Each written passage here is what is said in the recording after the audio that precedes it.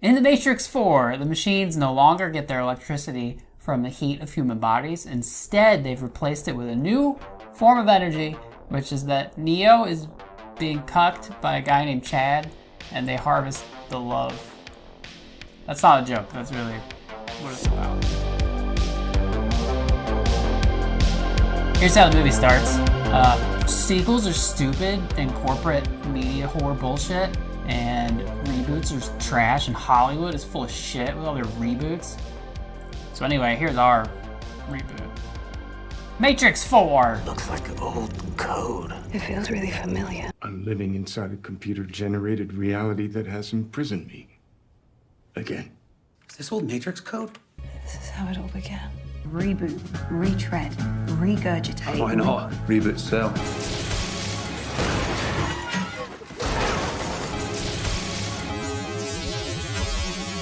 So here's the spoiler-free version. It sucked. It was garbage. He sucked my silky ass thing! The movie is largely forgettable. Like, after watching it, I can barely remember where any of the scenes were set. Like, all the settings were various coffee shops and warehouses. It was, like, super boring. It's all about set and setting. The action is, like, not great. It's, like, generic action. It's like a Marvel cartoon random movie. It doesn't feel like The Matrix.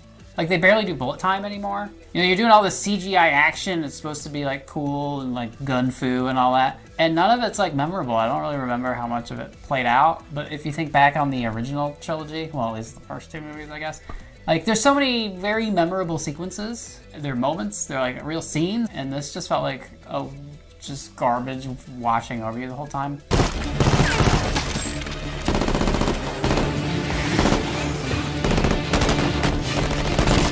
The fight choreography is bad. I don't feel like I'm an expert in fight choreography. It's just generic superhero comic book action. Oh, they blow up a city kind of stuff. It wasn't the Matrix style, which I'm fine if you're gonna do something different. You know, you're like, hey, it's been 20 years. It's a different iteration of the Matrix. Fine, do something different. Except it wasn't different, it was just felt like generic action movie.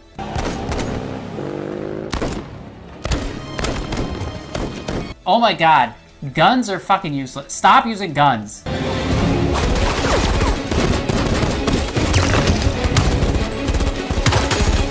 Okay, so here's the movie. You have like some pseudo-philosophical exposition, and then SWAT guys show up and fire thousands of bullets at your main characters, and they all miss. And it's not because they're like doing bullet time stuff. They just all miss for no reason. And they do this over and over and over, and no characters are like ever shot. It feels like a joke. It's like playing a video game on like super easy where the bad guys aren't allowed to actually shoot you. And then you cut to like the new version of Smith or the new version of the Architect, and they do some more philosophical bullshit. And then we do lots more shooting and all the bullets miss. There's a scene at the, like right at the beginning where like the new seemingly protagonist right at the beginning, this lady, her name is Bugs. She's like running from like 6 agents and they're all shooting at her from like 6 feet away. They're all missing and she stops, turns around, is just standing still and fires at them a few times. I think misses them, I can't remember. But they're firing at her and you can see bullets impacting. Like it's like I'm here and you're trying to shoot me and you're hitting stuff like off screen over here. Like we're 6 feet away. Have they ever heard of like aimbots? Like, are you telling me Team Fortress 2 aimbots are more advanced than the Matrix? If you're gonna do another Matrix, you need to either do the old style, like bullet time, and make it cool, and we're like, yeah, it's that again, we want that. Or come up with something new and original that's different, right? And like innovate, do something unique that we haven't seen before. They don't really do bullet time. It's like hinted at, but they don't really do it. They did come up with a new thing that's sort of like bullet time and really innovative, which is time slows down so that the new version of the Architect can deliver exposition while other characters are in slow-mo. It's like bullet point time. You know, he's got to get all his bullet points through, but, you know, bullet point time. That's not a joke. They really do that. They slow down time so they can squeeze in more exposition. Bullet time. I kept such a close eye on you. I've seen some people that say Jonathan Groff and Neil Patrick Harris as the new Architect and the new Smith. They didn't like them. And I think they're fine. I think they're pretty good. Like, Keanu's acting is, you know, it's Keanu. So before getting into spoilers, it sucked. It's garbage. The action's not that good. The fight choreography is not very good. It looks like a generic Marvel movie. It's full of tons of exposition that doesn't add up to anything. There's things that are horribly out of place. Total effing MILF. OMG. Switching their synaptic WTF light on. Fly that freak flag. And bonus, swarm mode is sick fun. Mojo rising. You trying to ball my mom or what? No, this beep, beep, beep, beep, beep, beep. Philosophy in shiny, like BBC. Yeah. What we need is a series of videos that we call the cat tricks. Ideas are the new sexy. I will sequel franchise spin-off. Putain de connard d'enculé de ta mère, elle est bête! Spoiler time, here we go. This is the story of Matrix 4. Oh dear God. At the end of Matrix 3, Trinity dies. Neo makes a truce with the robot machine baby face thing. It's a baby. And so they save Zion. The war is ended. People and machines can coexist, I guess. Neo dies in the process, being totally Jesus-y. Okay. Now, this movie is 60 years later. Sometime in the intervening period, Neil Patrick Harris, who plays the new architect, who's called the Analyst, and they went with a less KFC version of the architect. He resurrected Neo and Trinity. Resurrecting you both was crazy expensive. Like renovating a house. Like by 3D printing their bodies back to life. Like renovating a house. And then he plugged them into a new Matrix, and he's harvesting electricity from their love. The power of their love, just the two of them, powers the new Matrix. But if they like actually fall in love and stuff, or if they like touch in real life, it causes like electricity to fly everywhere. It's like an EMP. From there, they have so much electric chemistry. Every sim where you two bonded, let's just say bad things happened. However, as long as I managed to keep you close, but not too close, I discovered something incredible. So they once in a while have like rom-com meet-cute moments or something, but they can't actually get together or it like blows up with too much electricity. So basically what they've come up with is Neo has to be cucked. So Trinity is with some dude and she's popping out his babies and is married to this guy. And his name is Chad. So Trinity's having Chad's babies while Neo is nearby. He's getting cucked-edging stuff. And that's the electricity. It's like No Nut November powering the Matrix. The worse we treat you, the more we manipulate you, the more energy you produce. I've been setting productivity records every year since I took over. So it's set 20 years after the original, and Thomas Anderson, he's a computer programmer, he's working on video games, and he's a super famous, world famous computer programmer because he made an amazing video game trilogy called The Matrix. What? And we've discovered that it is exactly The Matrix. Because they show us clips of it. They repeatedly show us clips from the original movie, the original trilogy, and they say that it's clips from the video game. So Thomas Anderson, he looks like Keanu to Keanu, but to other people, he looks like a fat, balding nerd. I don't know what that really does, but that's in there. I can't tell if Trinity sees him as the fat, balding nerd or not, and it's never clear when that changes, if it does. So the movie actually opens inside of Neo's, Thomas Anderson's video game version of the original Matrix, and it's slightly different. And it's like Trinity's played by a different actress. It's like that original Trinity scene, you know? You're wasting your time. I'm men are bringing her down now. No, Lieutenant. Your men are already dead. Bugs finds this, and she like goes into it, and she recognizes the scene that's like the opening scene for Matrix 1, and it's like, oh my god, this is like from the Legends. And it's like, the original trilogy was 60 years ago. She's heard of Neo. Why would she know exactly how this particular scene plays out? It'd be like if I took a time machine and I dropped you back into like a key moment in George Washington's life, and you were like, oh man, I know exactly what's gonna happen. Martha's about to say this. I was like, how the fuck would you know that? We know what happens next. She kicks their ass. This is how it all began. It's different. So like Morpheus shows up, but Morpheus is an agent, and then we learn that he's actually an AI that's being run inside of Neo's video game. And then they like red pill AI agent Morpheus, and he comes out into the real world where he embodies magnets the idea of like, oh, he's an AI and we're gonna pull him out into the real world, like it seems like that could be interesting, but it's not. So we redo the first act of Matrix 1, where Neo is Thomas Anderson. He's a programmer, he has a boss he doesn't like, hacker people from outside the Matrix come in to wake him up and red pill him and take him away. But he's famous for making the Matrix video games. And then his boss, we gotta make Matrix 4, the game. Really? Warner Brothers is gonna make it with or without you. And Keanu Reeves is like, I said I'd never make Matrix 4. And he's like, I know, but... Warner Brothers has decided to make a sequel to the trilogy. What? They're gonna do it with or without us. I thought they couldn't do that. They'll kill our contract if we don't cooperate. And then they go to like a marketing meeting where there are marketing buzzword people, and I think one of them is Christina Ricci, and she's in the movie for 40 seconds for some reason. You're in a marketing meeting about Matrix 4. Including key word association with the brand. The top two being originality and fresh. You begin working on Matrix 4, and who knows how many more. Switching their synaptic WTF light on. What made Matrix different? People want us up in their gray space. I like my games big, loud, and dumb. Lots of guns. Ideas are the new sexy. Obviously, the Matrix is about Trans-politics. Crypto-fascism. Reboot, retread, regurgitate. Reboot cell. Say Matrix. This is what they see.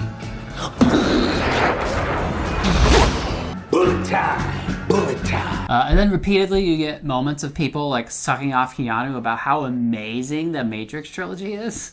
And I just wanted them to be like, man, those games... Well, the first one was great. The second two I didn't really get. But no, they're like, oh my god, the way you had choice be this thing and this meaning of blah, blah, blah. And talking about the whole trilogy.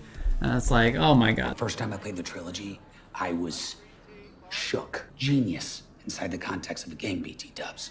Total effing MILF. They're like quoting lines from the game from 20 years ago, and I was trying to think about this. Can you name, like, just spout a line that you have memorized from a like video game cutscene from 20 years ago? The only video game cutscene lines of dialogue I can actually remember, like verbatim, are all your base art belongs to us. It's not even a game I ever played, so. What happened? Someone set us up the bomb. Reveal at the window, lightning, thunder, and theater.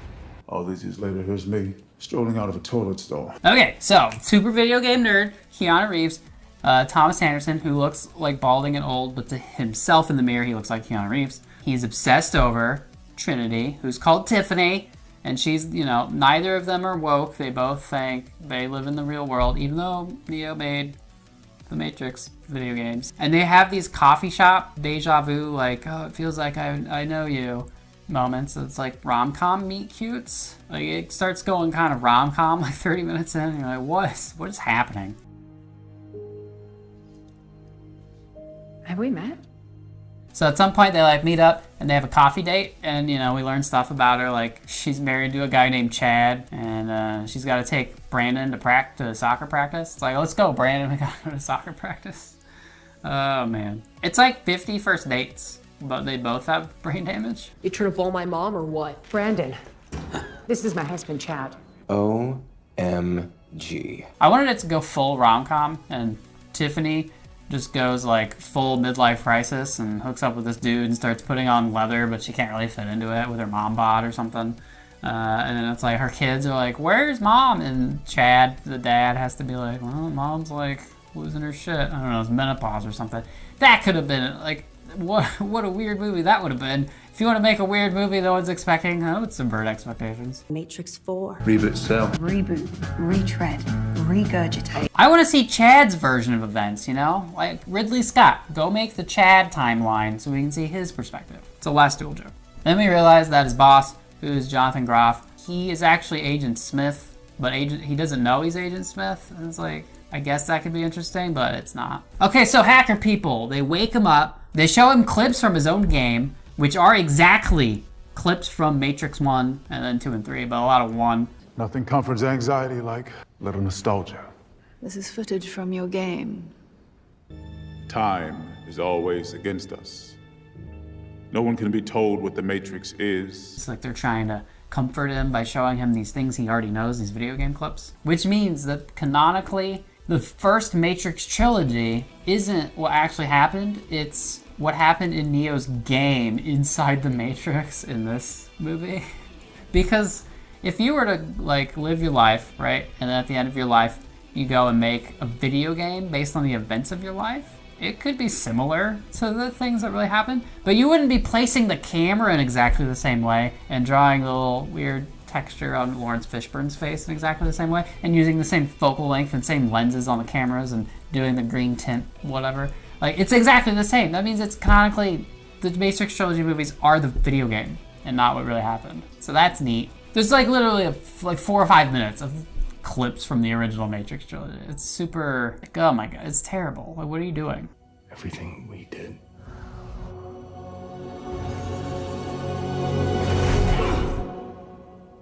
Like, none of it mattered. So they pull him out of the Matrix. We get like 2 minutes of world building. We discover like, oh, it's been peace with the robots. Okay. There are now like nice robots that live with the people in the not Zion cities. They've got like better technology. They make cave strawberries. We also learned in like 9 seconds that the robot machines have had civil wars, so they fight it. But there's still this like delicate peace between machines and man, and like, you know, if that peace breaks up, then genocidal mass war where like billions of people are murdered could happen. So don't upset that delicate peace. That seems like a bad idea, right? And then Neo immediately does that. The new ragtag crew of hackers, that's like the original crew of hackers, but I don't remember any of their names other than bugs. So then we meet Niobe, which is Jada Pinkett Smith, and she's like 90 years old and looks like CGI. She is mad because they were like contravening orders and risking this delicate peace that prevents genocide. She's mad about them doing that. And so she's like, until we sort this all out, I'm locking Neo in prison so you guys can't go fuck all this shit up. Because Neo, what does he want to do once they get him out? He wants to go get Trinity out. So like right at the hour mark, you're like, the whole rest of the movie is just gonna be them breaking Trinity out of the Matrix. It's like, we've come all this way and all this world building to just do like, we gotta get my girlfriend out. She's 90 and dead. She's died twice already. I gotta break her out and risk genocide. So Niobe locks Neo in jail so that he can't go. And then literally within 20 seconds of locking him in jail, they bust him out.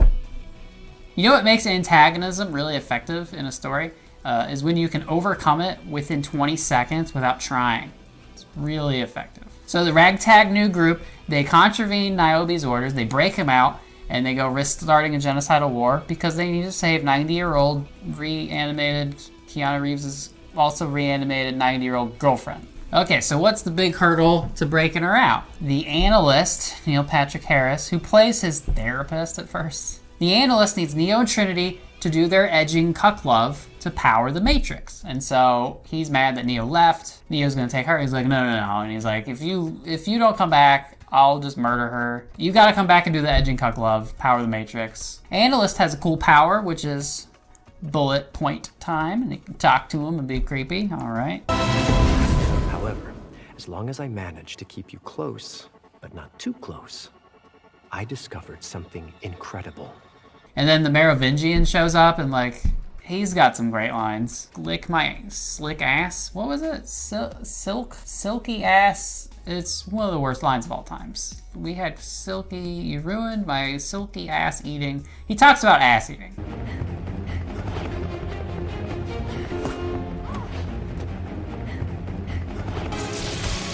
You ruined every suck my silky ass thing. Not this beep. Films, books, they were all better. Originality mattered. You gave us space to suck and couch flicks. Comedy, wiki, peasant, spec. Shut ta grand-mère la pute. Je vais baiser tes ancêtres. T'es mon fils de pute. What the Merv is trying to say. So a weird French hobo talks about eating ass, and then they have to do heisty stuff to get Trinity out, / they need to red pill her so she wants to leave. So you think there's this dilemma of like, hey, you know, you married that guy and you've been with him for 20 years and you've had his babies and you've raised them for 15 years. Yeah, they're not real. I think they're bots. I don't think they're actually like people in the Matrix that are just in those bodies. I think they're bots. I think they're AIs. I don't know. I could be wrong. The movie is not super... I spent a lot of the movie going, is this like the Matrix where everybody in it are people in pods? Or is this just like a weird subset of the Matrix just for Neo and Trinity and they're all AIs around them? I couldn't really tell and it didn't seem to matter. The movie didn't really care about it. What difference does it fucking make? I don't know. This whole thing that they do in the Matrix where it's like all these people that live in the Matrix, they would have this totally different perspective on things. Like, oh, these are like terrorists blowing shit up, and then you realize like, oh, they're actually like the good guys. Could be interesting, and it's sort of hinted at in the first one, and we've never again revisited this. So you think we're gonna have this great dilemma, we gotta like red pill her, convince her these kids aren't real, and that just doesn't happen at all. The kids are basically extras. They're like Christopher Nolan kids. They're like in the background and they don't matter. She basically has no dilemma about it. She's like, no, I'm gonna stay, and then seconds later is like, okay, I'll go with Keanu. That's it. I think one of the kids, his only line, in the whole movie, his only line is, you're trying to blow my mom. It's like, okay. You trying to blow my mom or what? Brandon. Kids are exhausting, you know? My youngest stuck a Lego up his nose. Total effing MILF. To do the heisty thing, because the analyst, you know, he needs Trinity, they do this hot swap thing where they like unplug her from the Matrix body pod thing, but they plug in one of the other girls so that they think she's still plugged in so they can sneak her out. It's a great heist, which would be foiled by a $20 front door camera. And then they shoot thousands of bullets that don't hit anybody. So then it all comes down to this big CGI battle where Trinity's on a motorcycle and Keanu, he doesn't have like his normal powers, he can't fly. They don't really do bullet time, but instead he just has like a force push shield thing. So she's driving her motorcycle, and if a car's in the way, he does a force push thing, and I'm just like, whatever. People shoot bullets, and he does a force push. And then a helicopter shoots a rocket at him, and he just like Jedi force pushes the rocket at a different helicopter. There's no tension at all. And they end up on a rooftop, and they've got to do the big jump, you know, the like leap of faith thing. And we're gonna learn to fly. We're gonna make it. It's like the original leap of faith in Matrix 1, you know, but it's two of them, they're holding hands, and then they're plummeting. And then it turns out Trinity is the one that can fly because now she identifies as an attack helicopter, so now she can hover. And then I really wanted her to shoot a Hellfire missile out of her butt. That would have been great. But then it's like, oh, she can fly now, so now she's the one. So you could call this movie The One, 2.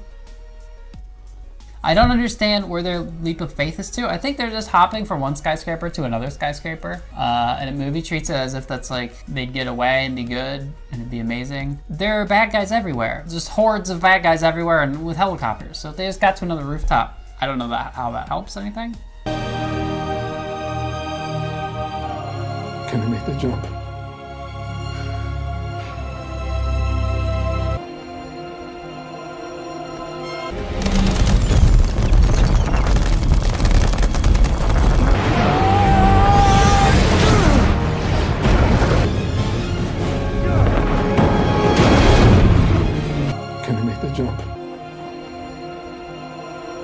She discovers her powers. They go to the analyst, Neil Patrick Harris, and they like torture him, literally, like abuse him.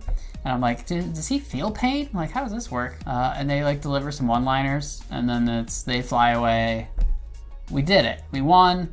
We broke out the two 90-year-olds. They get to live in a cave again and eat cave strawberries. Also, the robots might want to start a genocidal war now. We did it. Kind of like that.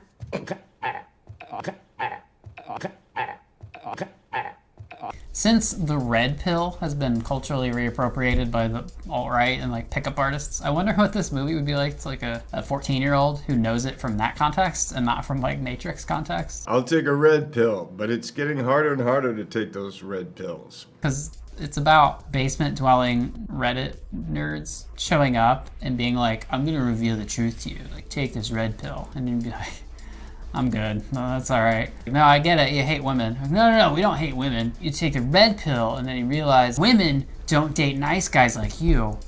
They date Chads. Women like assholes, so become an asshole to get women. Is that what you're saying? Well, I mean, it's that plus like brown people are trying to ruin white America, you know, stuff like that. I wondered if they would address this at all, like, and try to do something with the red pill and like really communicate what it's supposed to mean and like take it back. So what did the red pill and the Matrix 1 really represent? It was a trans allegory. It's about people who feel trapped, living a lie. You feel like you don't belong, like there's some other truth out there. So you take a pill, you accept your true self, and then you can escape from this living a lie and become your best true self. By the way, one of the hormone pills for trans women in the 90s, called Premarin, was a little red pill.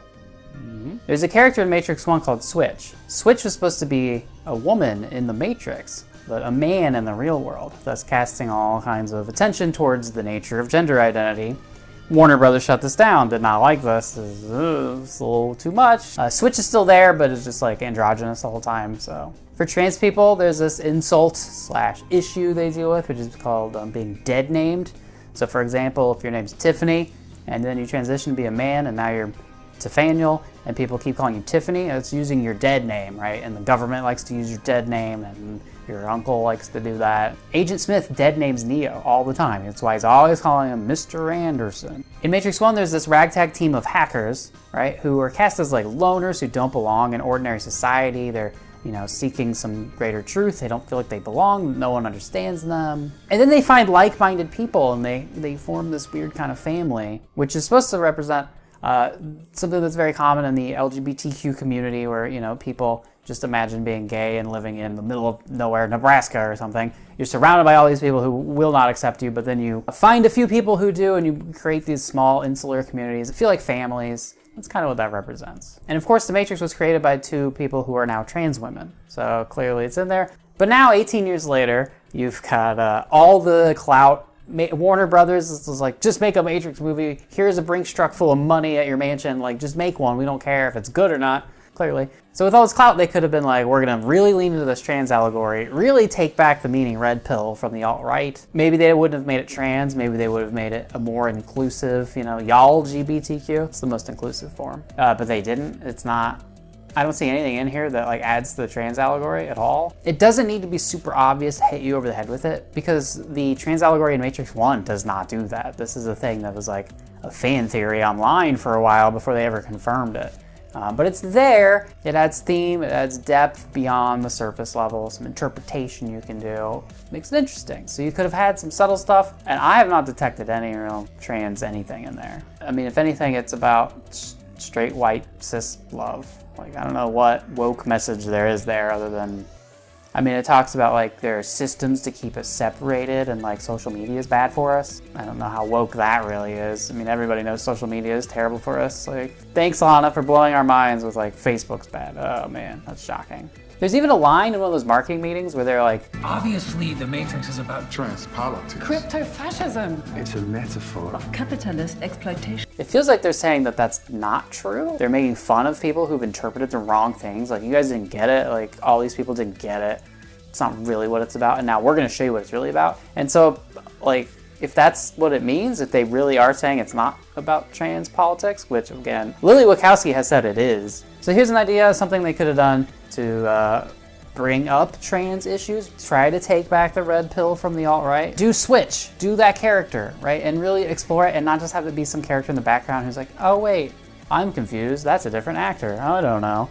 Do something, make this like the main character. Someone who, let's say, is living in the Matrix, they're not woke, as a man, and then they're red pill, they wake up in the real world, Zion type world, and they're a woman now. Think back to Matrix 1 or Matrix 4, because they do it again in this one, when Neo wakes up in his goo pod and is like, oh my god, like, not only are you now experiencing this body you've never actually experienced before in this world, you know, like, so discombobulated and like, oh my god. Imagine doing that and you like look nothing like how you think you look, right? How shocking would that be? If you grew up in the Matrix, your gender identity would only reflect your true self. While when you get unplugged and go to like Zion, which is the real world, now you have to live in whatever your outwardly presenting biological gender is. So imagine a male dude, cool hacker guy, and he wakes up and he's in this female body and he's like, what the fuck? And like had no idea he was transgender. And now has to deal with the fact that like living in Zion has to live as a woman. Maybe you would want that ignorance is bliss thing. So think back to Matrix 1, Cypher, right? He doesn't want to live on this shitty ship, take their orders, eat this slop. He betrays them and like kills all his friends so he can get plugged back in to eat steak. Imagine if his motivation, or at least part of it, was, I want to live as this gender identity that I feel like, and not as this biological one. So that could be an interesting motivation. This would be like a mirror image on the trans experience in the real world, which is like you are forced to live whatever your biologically presenting, outwardly presenting gender is, and then eventually you can transition at some point. Whereas in this, it's like, no, you default to whatever your mental image is. And then if you are pulled out of the Matrix to be a cool hacker, now your transition like forces you to live in the biological gender. And so it's a flip on that.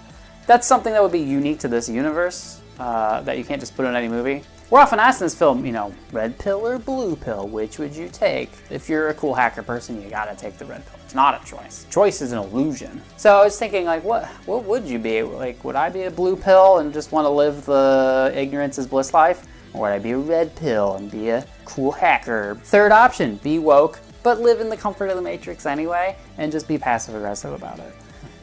Because we know Republicans are trying to undermine democracy. We know the planet's on fire and billionaires are stealing everything and everything's going to shit and we won't have clean air or clean water in 30 years. But what do we do about it? We keep working, contributing to Social Security we don't expect to ever get, and half believing like, I might retire one day, maybe. And then we just post on Instagram woke shit and it's like, I told you so about whatever latest climate bullshit or whatever. And then we just go back to work. And we don't get the pitchforks and go like, kill billionaires. Magenta pill. Anyway, back to you. What just happened? What was that? What did they do? Like, okay, so Keanu doesn't look like Keanu. He looks like a fat, balding, gross nerd. He has a crush on a girl that doesn't seem to know he exists. And he's been obsessing over her for 20 years because he put her in his video game 20 years ago. Okay, so that's weird. So he made a video game where his character, his Gary Stu, gets to fuck her a lot. Okay. He has an alarm on his phone and it pops up and it says 4 p.m. budget meeting. And what it really means is he has to rush to the coffee shop because he knows she's gonna be there. He creep stalks her and knows her schedule. So he hangs out at the coffee shop knowing she'll be there so that he can like watch her, I guess. There's like 14 different ways. This dude is exactly who the alt-right pickup artist men's right activists want to target. This guy who is obsessing over one girl like he's from a 90s high school boner comedy, and he thinks if he impresses her somehow, he's gonna win this one particular girl, but he's just a pathetic loser about it. And she's married to Chad. Like, why is it Chad? Oh my god. There's a woman in your game. Trinity. Which is a weird coincidence also, right? And I dig her Ducati. Another coincidence, I love motorcycles. So I was looking at images from your game. Don't you think she looks like me? So you're like, yeah, this guy kind of needs like half a dose of a red pill. Just enough to like wake up and stop being so pathetic and like do some sit-ups and then stop obsessing over this one particular girl who's married to Chad, and then like, you know, join a book club. Maybe meet some other girls somehow. Half a red pill, not a full red pill, where then he goes and has like a mass shooting at a women's college.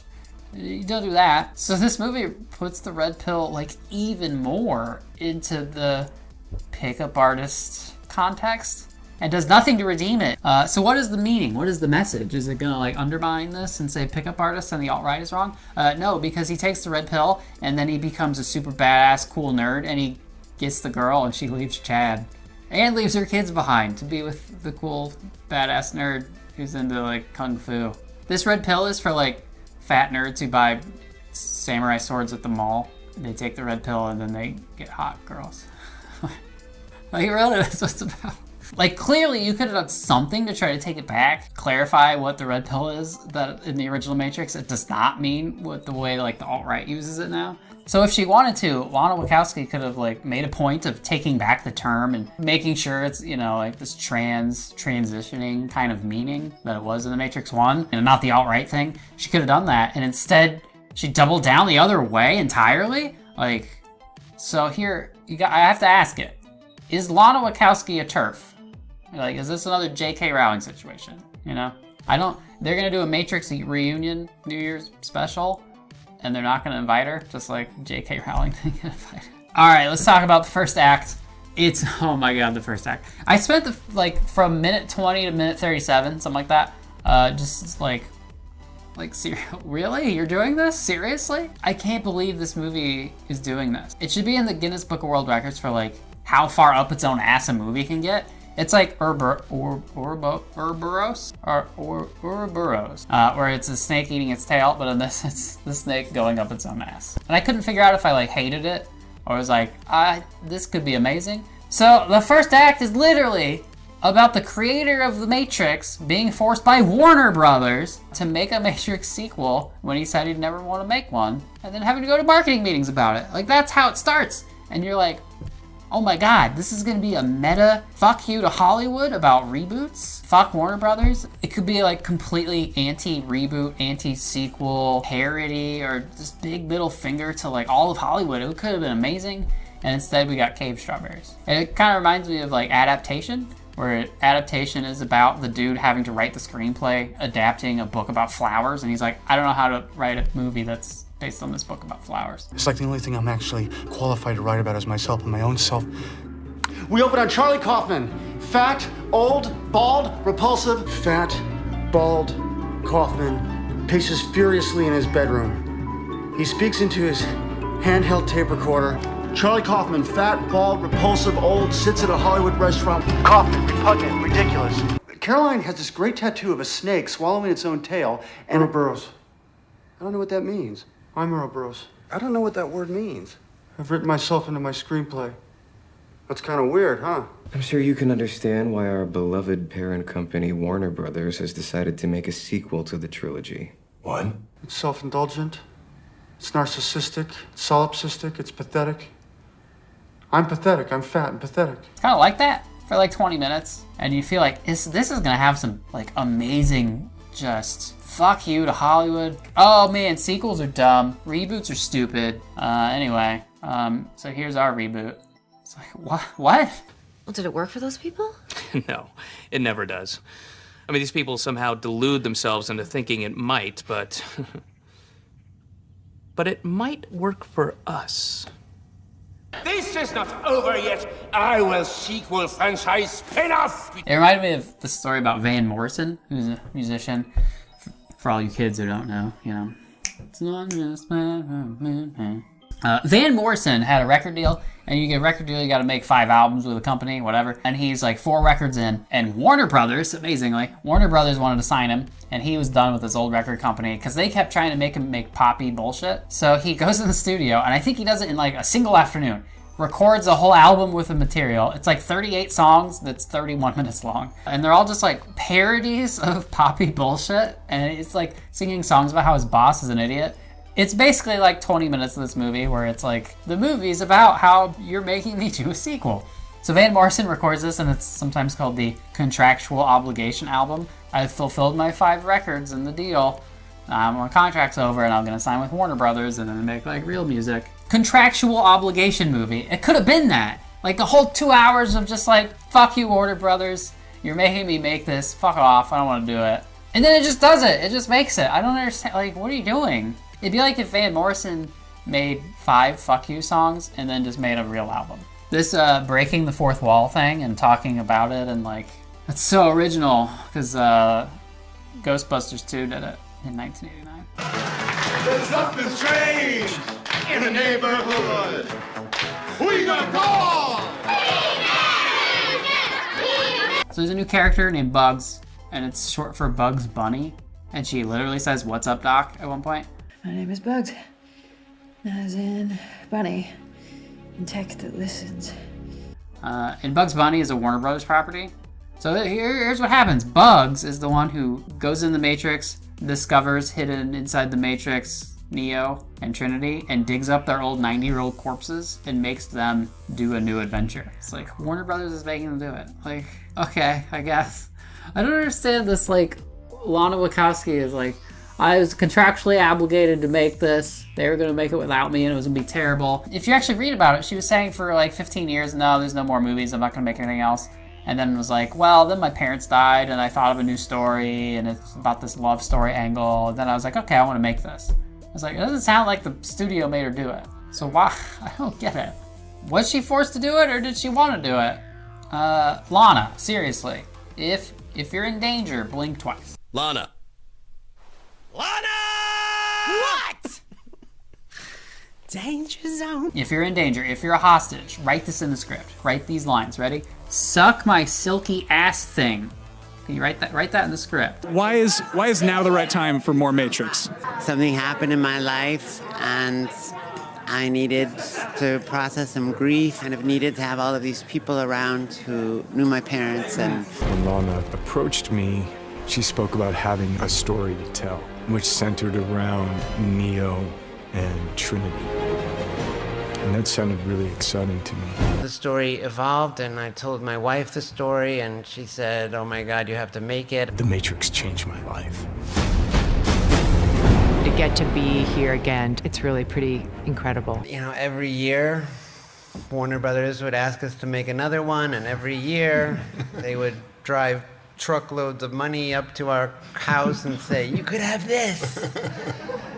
And we said, no, no, no, not interested, not interested, not interested. And it never was interesting to me. And then something really hard happened. You see Carrie and Keanu reflecting that in this way that is only possible because of the time that has passed. For us, it was so emotional. It was almost like, how do we not cry? We both love these characters. It's so deeply moving for us. The ambition of the story, the love story of it, the quest of it. Warner Brothers has decided to make a sequel to the trilogy. What? Still no kung fu. This movie has no stakes or tension. You never feel like any of the characters are in danger. Neo has this force push shield thing. Trinity can fly at the end. They both can just dodge bullets. Everyone can just dodge bullets at all times without even doing anything. Like, you know, there's the thing where the agents, like, blah, blah, blah, or Trinity can, like, run on a wall and do a backflip, and it's like, oh, they can't track. Multiple characters are just, like, standing there shooting back at agents, not doing anything, and no one ever hits them. And then there's Morpheus, who's a video game AI version of Morpheus, who is in the real world as these series of magnet balls, but he can, like, go through his tiny tube, like a liquid, and come out the other end. So at any moment, weird magnetic Morpheus can show up anywhere. There's also good AI robot, like Sentinel type things. There's good ones of those. So Bebe and Octocles risk their lives to help get you out. They have the like magic doors, like the Keymaker in the sequels, so like they can just go through a door and come out in Tokyo or something. So basically, the entire movie, no matter what happens or like any kind of stakes or oh no, how will they get out of this jam? There's like 14 different powers you can think of off the top of your head of like, oh, well, AI Morpheus can do a thing, or Sentinel that's good can do a thing, or Magic Door, or they'll go through a mirror. And if any of those can't happen, if they all fail and Neo and Trinity die, who cares? Because we've already established they can be 3D printed back to life. There's no stakes, there's no tension, there's never any danger. It's goddamn terrible. Yeah, that's not happening. It makes me keep thinking back to the Matrix 1, where it's like, you have these clear sequences, where it's like, hey, we've got to go 6 blocks, we got to get to this particular payphone in order to get out of the Matrix, otherwise we're going to get murdered by agents. And then you get there, and like some of the crew gets out, and then an agent shows up and blows up the phone, and it's like, oh god, we got this chase, and we got to get... Oh my god, he could die at any second. And you have these like very good sequences. You think about like the Morpheus rescue, the highway scene in Matrix Reloaded. This movie is full of just like, I don't know, they did kung fu for a little while and then, I don't know, there's 4,000 bullets, who cares? Any number of powers can bail them out at any second. Even the like main story, which is, if you're gonna say like, oh, they weren't that interested in the action. Okay, well the main story is just Red Pill waking up Neo and Trinity, the love story. And you would think the main impediment to that, the main antagonism is she's been living 20 years of this life married to Chad, having these babies, and convincing her to abandon these children that she's been raising would be hard to do. And it, you know, you can take it a whole different way that's not kung fu. But they don't even really do anything. She's just like, no, I'm gonna stay. And then seconds later is like, okay, I'll go with Keanu. For no reason. It's just because every time they see each other, they're just like, oh, it's like love at first 40-second sight because we see each other at a coffee shop all the time. But it's just, they have it's magnetism. They're casting her on. We gotta go. Doctor says she's gonna be fine. You have to come with us to the hospital. It's too late. I understand. Tip, come on, let's go. Tiffany, you have to come with us. Tiffany. I wish you would fucking stop calling me that. I hate that name. My name is Trinity. Almost nobody in the whole movie appreciates that they're risking genocidal massive war. The only one who does is Niobe, who's 90 in a general. And she's painted as like a bad guy, basically. And she's the only sane person in the movie. Get ready for Matrix 5, which is just grandma, great-great-great-grandma Niobe being like, well, I told you so. Just passive-aggressive great-grandma for like 2 hours. That could be good. Here's some things I liked. Okay, so they had a thing. They don't really do agents. They just instead just make everybody, all the NPCs, they all just attack like a zombie horde. Swarm, like they added a zombie video game mode to this. And bonus, swarm mode is sick fun. Which isn't great, but there's parts where the zombie horde, they just like leap out of buildings, and so they're like driving, they're having a chase, and just people are just falling out of the sky, and they're like avoiding these bombs, which is kind of cool.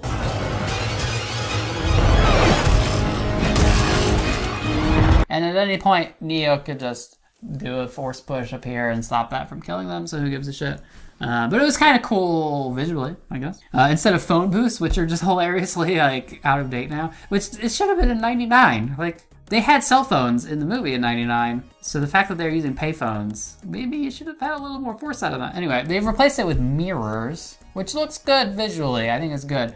The problem is, like in the original Matrix, you would go, oh, there's that payphone 6 blocks away, we gotta get to it. So you could easily just say, well, we've turned a particular mirror into a portal, you've gotta go over here, go to there, and then if maybe that mirror gets shot and it shatters or something, oh no, then we have to find one 6 blocks away. Never really happens. It's just like, oh, there's a mirror in the next room. There's no tension. There's one part where they're like, that mirror is tiny, how will I fit through it? And it's like, just try, and then they did. So when Neo gets back to the real world where he's been gone for 60 years, there is a dude who's a neologist, who's an expert in Neo, and he's like, I have so many questions, and Neo's like, maybe not right now. He's really like the stand-in for like fanboys who are like accosting Keanu Reeves or the Wachowskis to be like, oh my god, in this particular scene, in this moment, what did this mean, blah, blah, blah, and they're probably like, I don't remember. So I really wanted him to ask Neo a question. 60 years ago, when this happened, blah, blah, blah, you said this exact line, and Neo would be like, I don't even remember that. Like, you know, you could have done something with it. And he's just like, I have so many questions. He's like, not now? Yeah, not right now, and then it never comes up again. How do you fix it? You ready to fix it? Ugh. Okay, here's what you do. A, actually make the fuck you Warner Brothers, Van Morrison contractual obligation movie. Do that. That would have been great. I was really happy for about 4 minutes where I thought that's what it was going to do. That would have been amazing. Someone is going to do this, right? There's so many properties getting okay, Jurassic Park 6. We're making a cinematic universe out of The Mummy. I don't know. So somebody at some point is going to be ballsy enough to do the remake, reboot, whatever, and just intentionally make a fuck you to Hollywood about sequels. So somebody's gonna do that. Somebody's gonna torpedo a franchise on purpose, and they're gonna go down as fucking legends. And don't say Rian Johnson, because he didn't do that. That's not what he was doing. So here's the other idea. Make Trinity the main character. You're basically redoing Matrix 1 in a lot of ways, and it's still about Thomas Anderson, Morpheus. It's like, okay, do the Trinity perspective. She's got her family. Then we could have some actual weight to the like abandoning your children and your husband. Poor Chad. Focus on her, because at the end she is the one. She's the one too, right? I can't believe I have to say this, but idea number 3 I have for fixing it. Don't have the Matrix be powered literally by edging cuck love.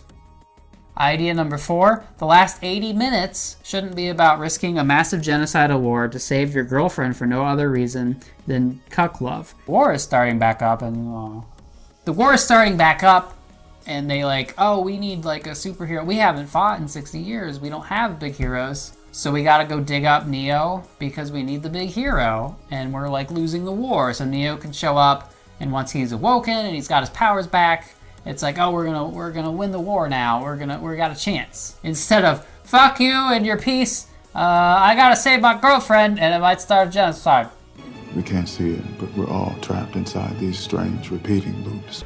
You wanted this. You did this. This was your idea. It was a test, an experiment. An experiment? You put me in a tiny ass mold, left me to bang my head till I nearly lost my shit searching for you as an experiment. Bugs Bunny, the blue hair girl, I can't fucking understand anything she's saying. She's just mumbling in the whole movie. And I say this as a person who mumbles frequently. Don't. Oh, honestly, when somebody offered me these things, I went off on binary conceptions of the world and said that there was no way I was swallowing some symbolic reduction of my life. And the woman with the pills laughed because I was missing the point. Story of my life.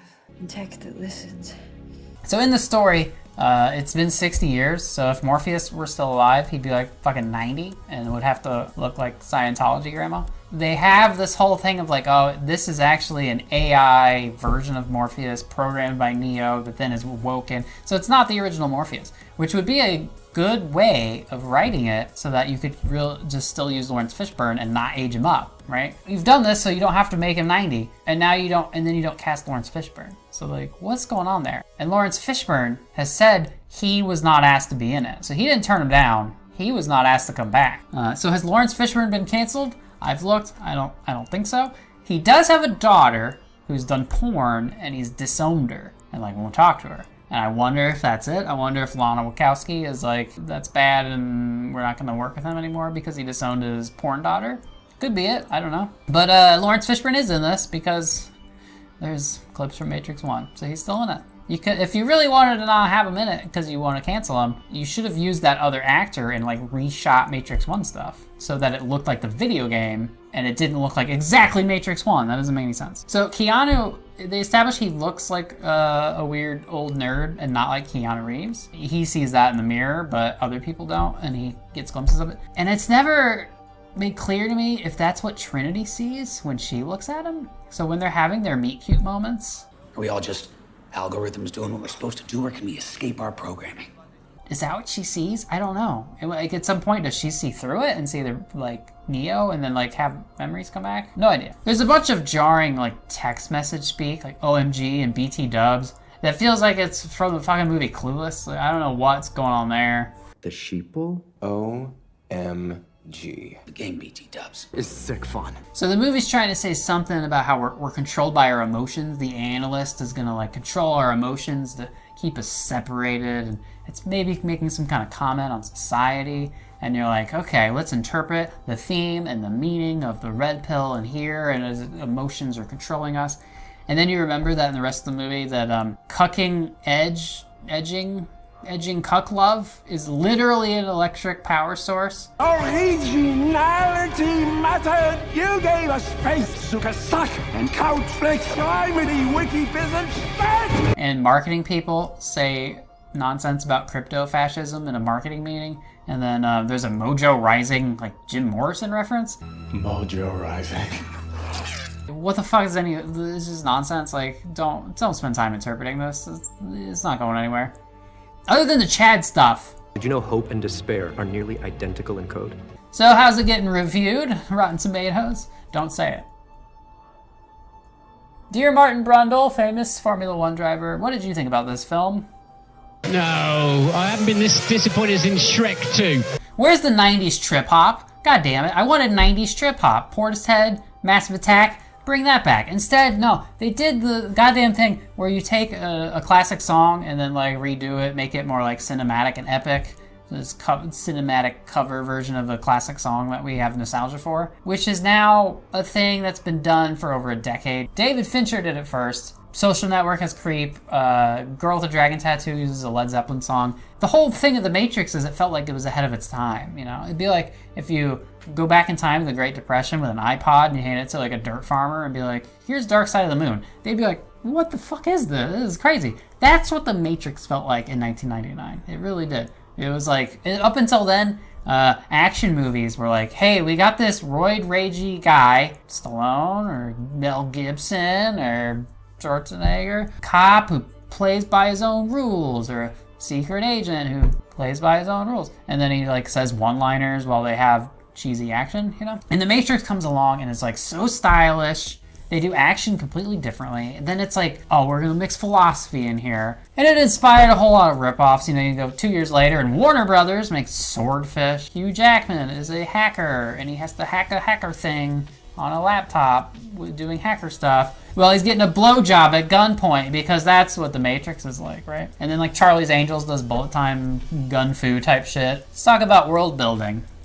When you make a first film in any kind of franchise or anything, it's this tiny story in a larger world. And it asks the audience to fill in all these gaps. It's like Zion, the giant war, machines versus man. We don't see any of it. But you're filling in all these gaps around it, right? And every subsequent film starts filling in those gaps. If you're filling them in with like even okay world building, it's not gonna be as good as what we filled it in with in our minds. When you stop leaving things up to the imagination and you start filling them in with crap, it's bad. And then if you keep making sequels like this one, where instead of building out the world, it's just like going up its own ass, it's like, it makes the world feel fucking tiny. The same thing as in Star Wars, where it's like, okay, you've got these particular characters who are in like the right place at the right time at this inflection point in history to be very involved in this one particular event. All right, and then every subsequent time, they're also the exact right place at the right time to be like the most important people in the goddamn universe. It makes the entire universe feel like it couldn't even fill a cul-de-sac. So in Matrix 2 and 3, now we see Zion, and it's like, all right, it's like 40 people with mecha suits. Neo does an EMP with his hands in real life, and you're like, oh, it's not just virtual reality, he can like, it's supernatural too? All right, that's dumb. And then so when they like wait 20 years to make a sequel trilogy or some shit, and it's just like rehashing the same stuff, it just makes, it shrinks your universe. Like, if I don't want to talk about Star Wars anymore. God damn it. It's just nostalgia circle jerks. Like, let's get Neo and Trinity to like hook up again. It's like, you could have this all new story. Like, maybe have Neo and Trinity be like barely in it or something. But they of course wouldn't do that. It's all about the nostalgia. Nothing comforts anxiety like little nostalgia. It's like, imagine if we had a World War II cinematic universe and we got our ragtag crew. And the first movie is about them like invading Europe. It's like Saving Private Ryan beach scene. And they like, I don't know, they start the invasion. Okay. And then the next movie is like they go and assassinate Hitler. And then in the third movie, they're like, our ragtag crew are the ones who like, they get Einstein and they like rescue him out of Germany. And they steal the plans for the death of the A-bomb. And then they're the ones who then fly and drop the A-bomb while Mechagodzilla tries to stop them because Japan's like super badass. And then in the fourth movie, it's prequel, and now we see how the ragtag crew got together, and it's because they're the ones that saved the day at Dunkirk. And then, you know, we wait 20 years, and then we make a fifth one where them and their kids are now the ones who like win Vietnam somehow. And it's like, it makes the whole world feel like there's 8 people in it. It shrinks it. First movie, tiny little window into this larger world. Your imagination fills this in. Great. Every subsequent film, goddamn garbage. While it remains a burden assiduously avoided, it is not unexpected and thus not beyond a measure of control, which has led you inexorably.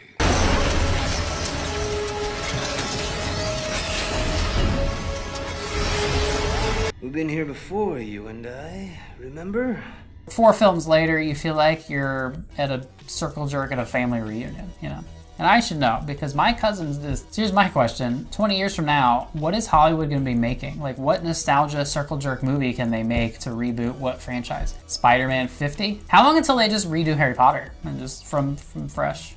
It'll probably be I would think it would be a miniseries, but a soft reboot of Phantom Thread, you know? That could be good. There's a post-credit scene. Is a series of videos that we call the Catrix.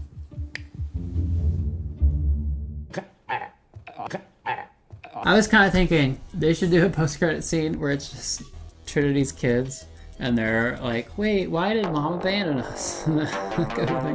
If you got a friend who really likes this movie and they say some shit like, you just didn't get it, like you're just not smart enough to understand this movie, I've got a solution for you. They're not your friend.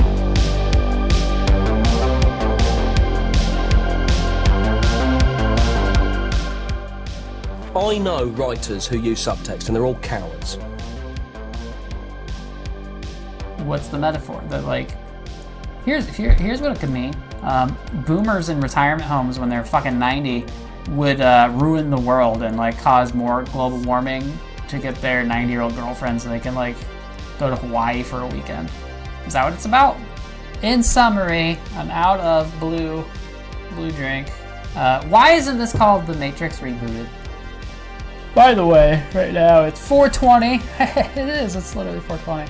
What is it? It's 4:20 a.m. on Christmas Day. The James Webb Space Telescope is launching in like exactly 2 hours. So I'm gonna watch that. Hopefully it doesn't fucking blow up. I'm gonna be goddamn pissed. What a fucking Christmas miracle if that thing blows up. Oh god, I'm cursing it right now, aren't I? God damn it. What do you think happens when we die, Keanu Reeves? This code is freaky. He's like an agent, but not. All these years later, here's me, strolling out of a toilet stall. Bullet time! Bullet time! This is my husband, Chad. You trying to blow my mom or what? Fly that freak flag. This is my husband, Chad. Total effing milk. Ideas are the new sexy. The sheeple? Suck my silky ass thing! Paint the sky with This is my rainbows. husband, Chad. But here's the thing. Oh, honestly, when This is my somebody husband, these things, I Chad. went off of binary conceptions. Kind of like that. Bullet time! Bullet time!